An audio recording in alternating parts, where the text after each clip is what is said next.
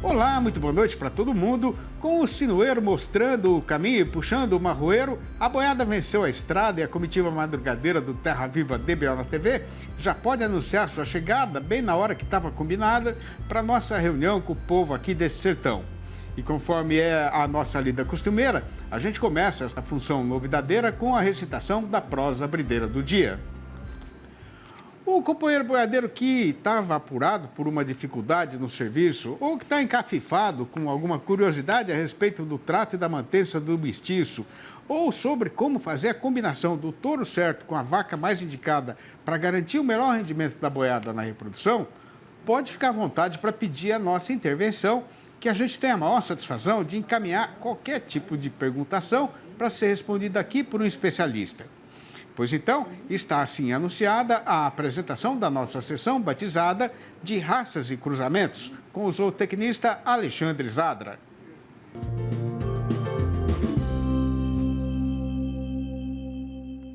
E hoje a gente vai responder a pergunta mandada pelo pessoal da Fazenda Ana Terra, lá de São Desidério, na Bahia.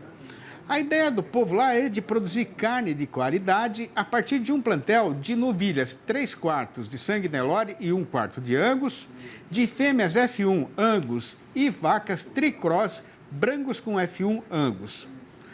A questão, então, é saber quais raças de touros eles poderiam usar para tirar o melhor resultado dessa genética lá da propriedade, né? Pois então, sem mais enleios nem devorteios, a gente sai logo de banda para escutar o que é que o Zadra vai falar. Olá, pessoal da Ana Terra. Boa pergunta.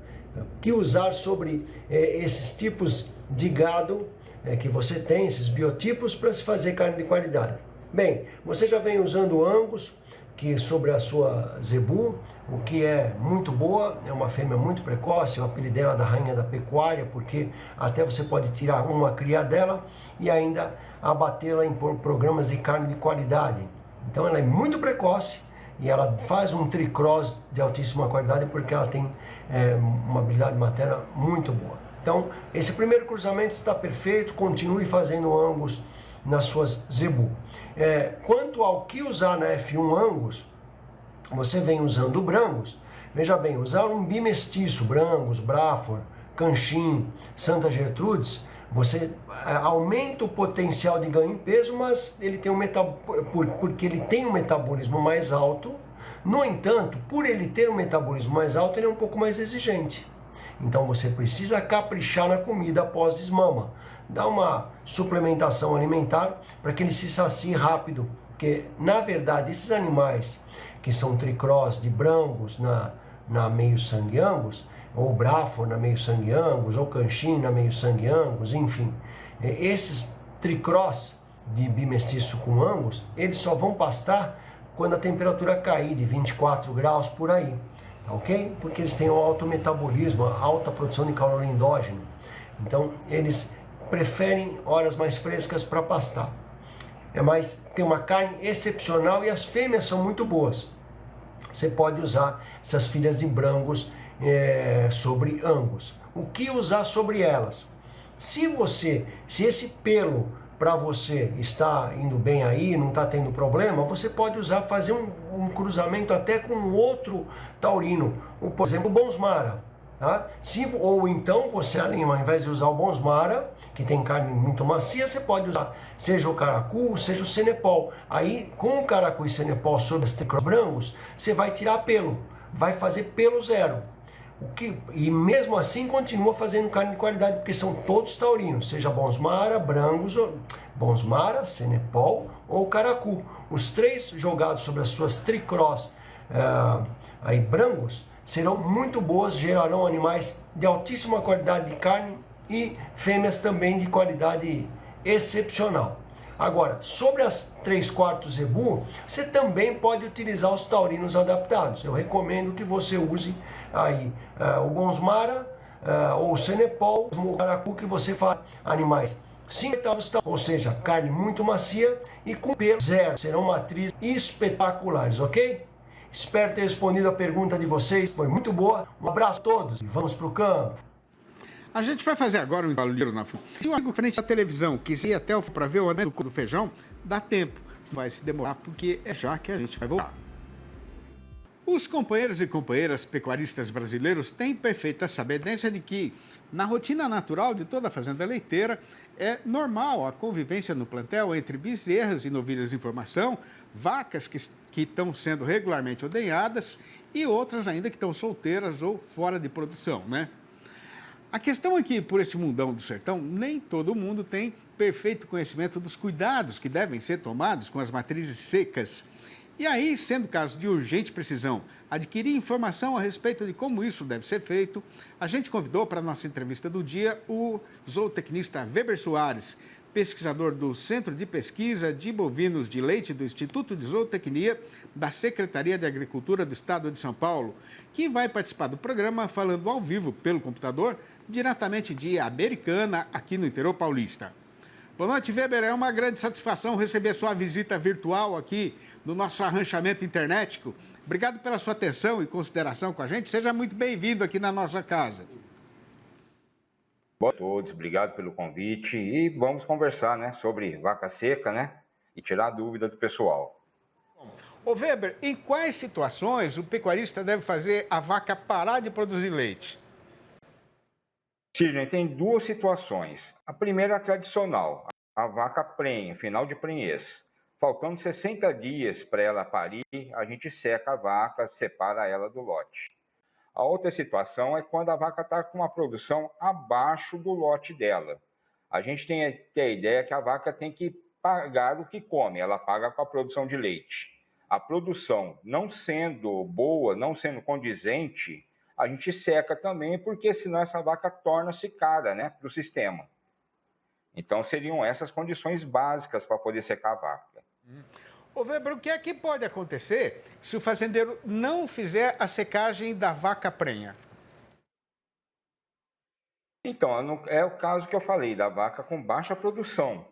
Ela não fica viável economicamente se ela continuar produzindo leite dentro do sistema, porque ela vai comer a ração, vai comer o volumoso oferecido, e nesse sentido é interessante secar essa vaca. A gente tem que ter como base a escrituração zootécnica, ter o peso de leite e ver a produção leiteira dela ao longo do tempo, os dias de lactação dela, e nesse sentido, o quanto que ela está produzindo menos do que a média do lote dela. E aí é muito particular, tem uma quantidade, 10 litros, 20 litros, 5 litros, é muito particular de cada rebanho. Mas cabe ao produtor e ao técnico que acompanha a decisão da secagem. Ô Weber, e daquela vaca que está produzindo regularmente, que é uma vaca economicamente viável, se a gente não fizer a secagem dela antes do parto, ela pode ter algum problema assim de saúde, ou de produção, ou de manejo, ou pode até ter algum problema para o bezerro que ela vai parir? Não, sim. Eu já vi casos de vacas parindo quase dentro da ordenha. Isso aí acaba prejudicando tanto a alimentação do bezerro, porque a vaca não teve aquele período de descanso, não teve a formação do colostro correta, do bom colostro, né? Isso aí acaba prejudicando a imunidade do bezerro. E junto, a vaca vai ter a produção dela comprometida, que ela não teve um tempo de recuperação para a nova lactação. Então, nesse sentido, ela acaba tendo prejudicando a produção dela e o tempo de lactação dela na produção seguinte, por questão dessa falta de intervalo que ela ficou, né, sem prover, né, para ela. Agora, qual que é a hora certa de fazer a secagem dessa matriz, Weber? A gente toma como base 60 dias antes da aparição. Para isso, o produtor ele tem que ter a escrituração zootécnica, ele tem que saber o dia que essa vaca foi certa ou inseminada e ter mais ou menos a previsão de quando ela vai parir. Faltando 60 dias, faz a secagem dela e nesse sentido, muda completamente o manejo dela também, para poder ela ter toda a recuperação, o descanso e o final da gestação dela. Agora, qual que é o sistema mais indicado para fazer essa secagem, Weber? Primeiro, tem uma série de critérios, Sidney. A gente tem que ver primeiro a condição de saúde do úbere da vaca, né? A gente tem que ver se a vaca está com mastite ou não. Então, é uma rotina da ordenha fazer o teste da caneca. Então, a primeira coisa, ela não estando com mastite, ela está apta a ser seca dentro do planejamento dos 60 dias. Nesse sentido, a gente tem que esgotar completamente o leite do úbere da vaca e colocar um antibiótico específico para a vaca seca, que é um antibiótico de longa duração. E aí a gente coloca esse antibiótico em cada teto da vaca. Junto, a gente tem uma outra rotina, a gente tem que tirar a vaca do lote, mudar completamente o manejo dela, separar ela do lote de leite, isolar ela numa área completamente fora de qualquer coisa que vai lembrar ela de voltar para a ordenha. Então a gente separa ela do lote e coloca ela numa área isolada, separada do restante do lote que está produzindo leite, né? Agora, e a respeito da comida, Weber? Como é que deve ser o trato dessa vaca que está seca? Isso aí é importante. A comida, a gente tem que tomar alguns detalhes. O primeiro detalhe é a condição dessa vaca, a condição de score corporal dela. Ela está muito magra, está muito gorda. Então, é em cima disso que a gente vai definir a alimentação dela. Mas, basicamente, até por questão da secagem dela, os primeiros 15, 20 dias, ela vai ficar exclusivamente numa área de pastagem.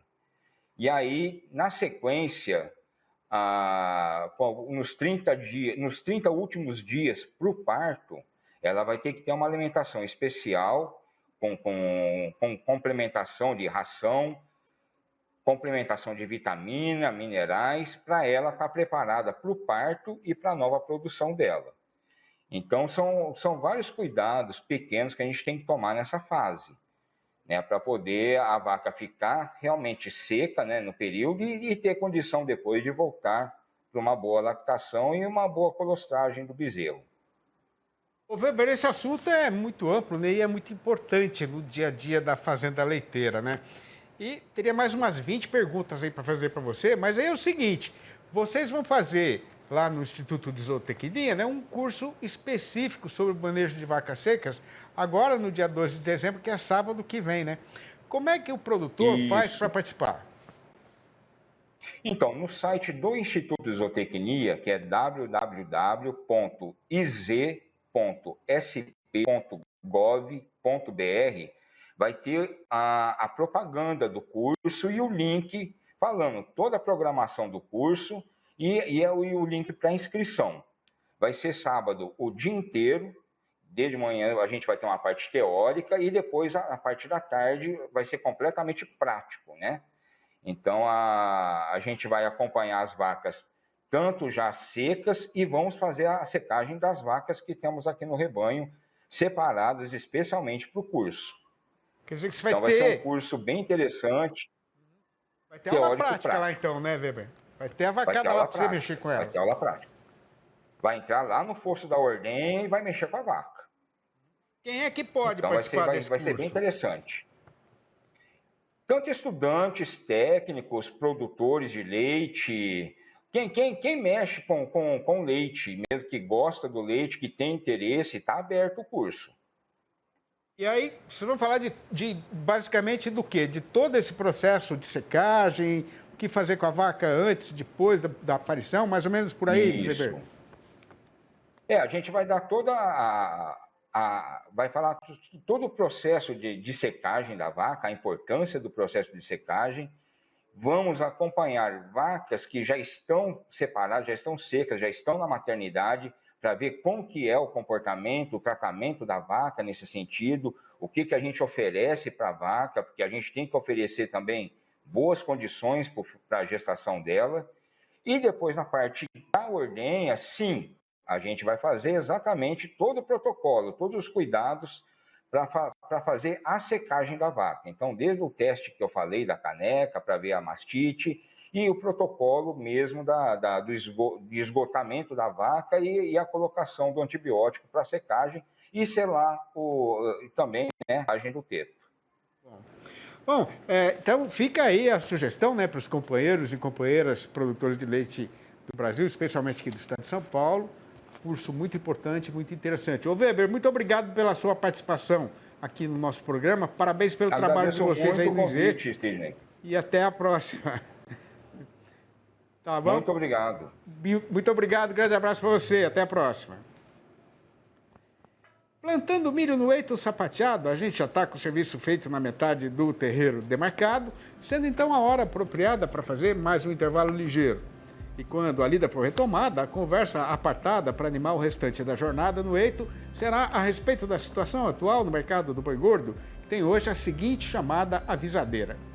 Com os sinos natalinos já repicando ao longe, para avisar o povo que está quase na hora de comemorar de novo a chegada de um ano novo, e com o trabalhador brasileiro tendo já na algibeira o dinheiro da primeira metade do 13º salário e esperando ainda o pagamento do mês, no mercado pecuário a demanda por gado terminado aumentou e a nossa praça boiadeira agora se largou de vez na subida da ribanceira. A gente volta dentro de 3 minutos e mais um caquinho, aguarde.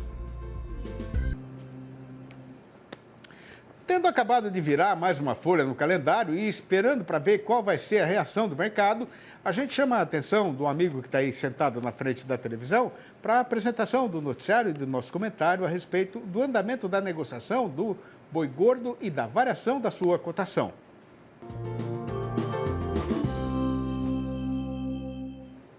Lá na capelinha do Arraial do Novo Destino, o pessoal já repicou os sinos natalinos para deixar já todo o povo da freguesia avisado de que o 2023 está chegado no seu trecho derradeiro e, agora sim, e até que enfim, já não demora para chegar a hora de fazer festa e de comemorar o ano novo de novo, né?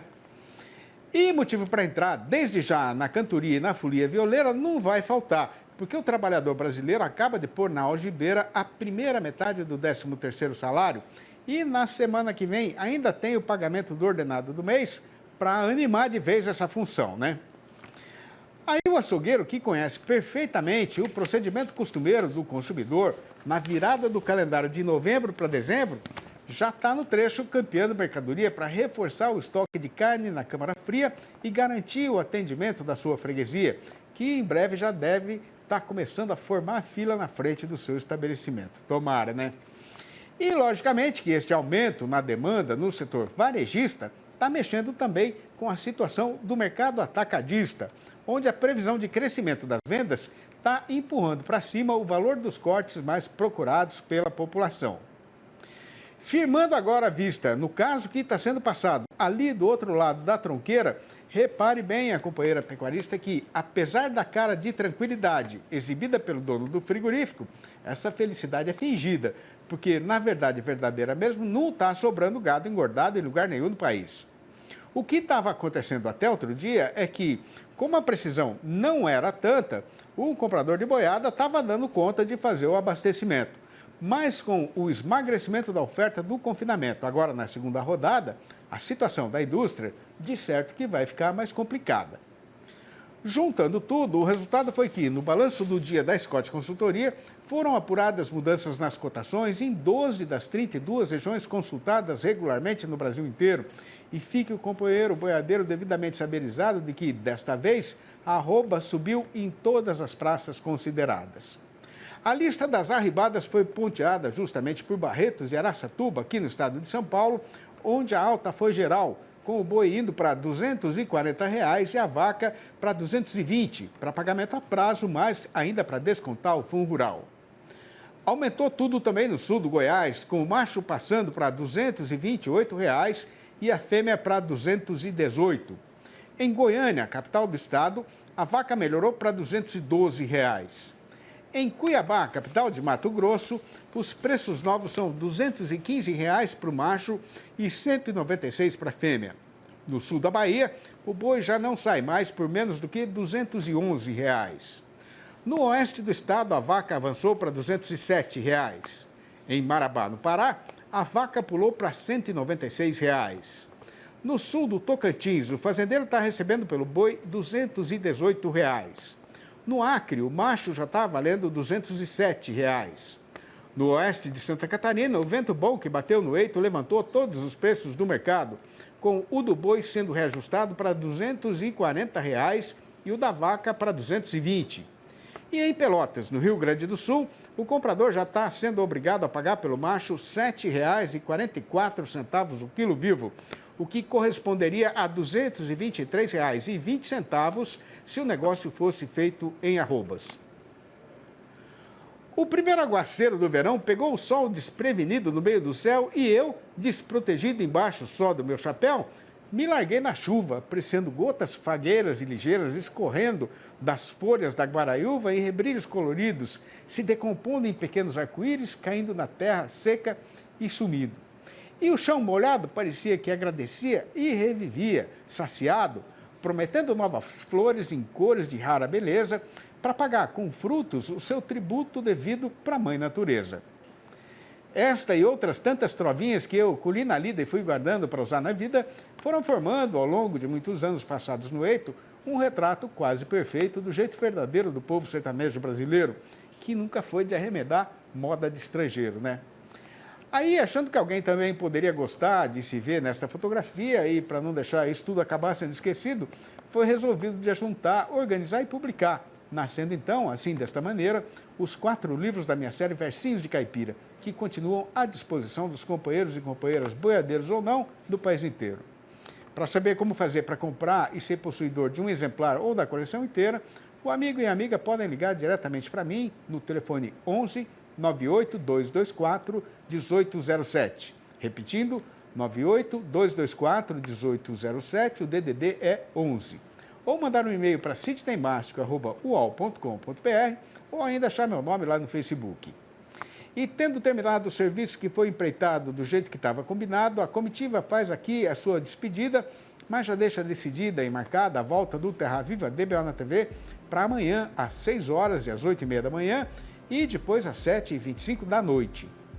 Um abraço para todo mundo e até mais ver então.